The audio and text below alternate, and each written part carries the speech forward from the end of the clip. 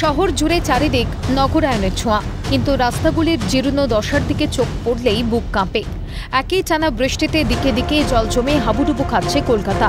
অন্যদিকে বিপজ্জনক হাল রাস্তার, কার্যত তিলোত্তমা পরিণত হচ্ছে মরণ ফাঁদে।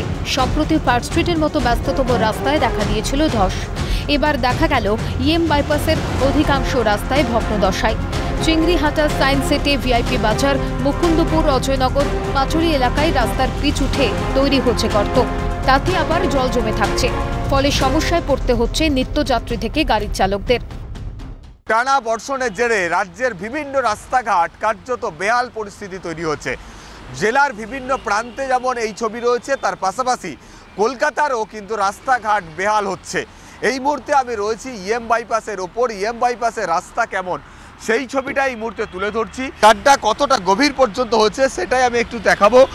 আবার হাতে একটি লাঠির সাহায্যে যেখানে জল জমে রয়েছে সেখান থেকে গর্ত হয়ে প্রায় এই অংশটা, এতটা অংশ জুড়ে যেটা দেখা যাচ্ছে প্রায় হাফ হাত কিন্তু রাস্তা, এটা কিন্তু এইভাবেই কিন্তু গাড্ডায় পরিণত হয়েছে। বৃষ্টির মধ্যে ভাঙা রাস্তায় এক হাতে ছাতা নিয়ে এক হাতে হ্যান্ডেল নিয়ে যেতে হয়।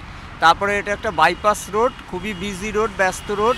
এখানে এমনিতেও সাইকেল অ্যালাউ তো ছিলই না, এখন ইদানিং কোভিডের পর থেকে যে অ্যালাউ হয়েছে আমরা যাচ্ছি, কিন্তু রাস্তাঘাটের এই অবস্থা হলে আমাদের মতো ছাপোষা লোকের পক্ষে খুবই অসুবিধা। যে আমরা যে এই সমস্ত রাস্তায় যাচ্ছি, এগুলো প্রত্যেক বর্ষাতেই এই রাস্তার একই হাল হচ্ছে। যাতায়াত করতে হয়, মেট্রোর অবস্থা খারাপ, এখানের অবস্থা খারাপ, আর কিছু বলার নেই, নাজেহাল হচ্ছি আমরা, আর কিচ্ছু না। মেট্রো কালকের ঘটনার পর কি চলছে? ঘটনার পর কিচ্ছু না, কবি সুভাষ বন্ধ, তাই জন্য এখন শহীদ ক্ষুদিরাম নেমে ক্রস করতে হচ্ছে। আর এই যে গাড়িগুলো যাচ্ছে এইভাবে তো খুব তো ঝুঁকিপূর্ণ অবস্থা, অ্যাক্সিডেন্ট হয়ে যেতে পারে। আর কিছু বলার নেই, সবই দেখতে পাচ্ছেন আপনারা, ঝুঁকিপূর্ণ অবস্থা আমাদের জন্য, বাকিদের জন্য।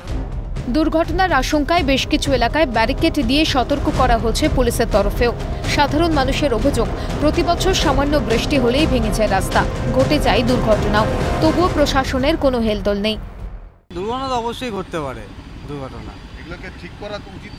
এখন বৃষ্টি ওয়েদার না গেলে এরা তো ঠিকও করবে না, এই হচ্ছে ব্যাপার। তাহলে তো আরো বড় ধরনের বিপদ হয়ে যেতে। হ্যাঁ, বাইকের বিশেষ করে বেশি প্রবলেম হতে পারে। আচ্ছা, এদের বর্ষা গেল, 2-3 দিন শুকনো গেল, এদের তবু সারাবার জ্ঞান হয় না। অ্যাক্সিডেন্ট পরিস্থিতি তৈরি করে আরো খারাপ যদি হতে পারে, সেটাই হয়েছে। হাওয়া খাচ্ছে ঠান্ডা ঘরে বসে বসে, এক কোমর করে জল দাঁড়িয়ে যাচ্ছে রাস্তায়। কলকাতার রাস্তার এই হাল কেন, কি বলছেন বিশেষজ্ঞরা? পুরনো রাস্তা ছিল, সেগুলোরই হচ্ছে সম্প্রসারণ ঘটেছে, আধুনিকীকরণ ঘটেছে। অর্থাৎ একটা রাস্তা নতুন নির্মাণ বিধি মেনে যেভাবে তৈরি করা উচিত, সেটা শহরের ক্ষেত্রে, কলকাতার ক্ষেত্রে কিন্তু সেটা সম্ভব হয়নি। ফলে কলকাতায় পুরনো রাস্তা যেটা খারাপ হয়ে যায়, সেই খারাপ হওয়া রাস্তাটার উপর বারবার ওভারলে ঢেলেই সেটাকে আবার নতুন রূপ দেওয়ার চেষ্টা করা হয়।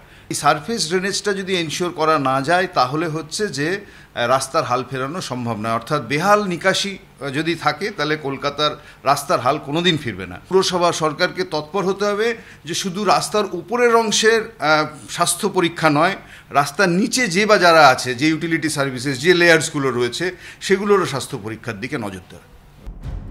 বর্ষায় বেহাল রাস্তা ও জমা জল নিয়ে উদ্বিগ্ন কলকাতা হাইকোর্টও। 2 সপ্তাহের মধ্যে রাস্তা ঠিক করার বিষয়ে পদক্ষেপ না করা হলে স্বতঃপ্রণোদিত পদক্ষেপ করা হবে হুঁশিয়ারি দিয়েছে হাইকোর্ট।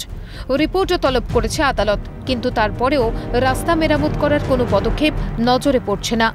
রাস্তার খারাপ বেহাল পরিস্থিতি তৈরি হয়েছে, কিন্তু তা মেরামত করার উদ্যোগ সেরকম ভাবে কিন্তু লক্ষ্য করা যাচ্ছে না।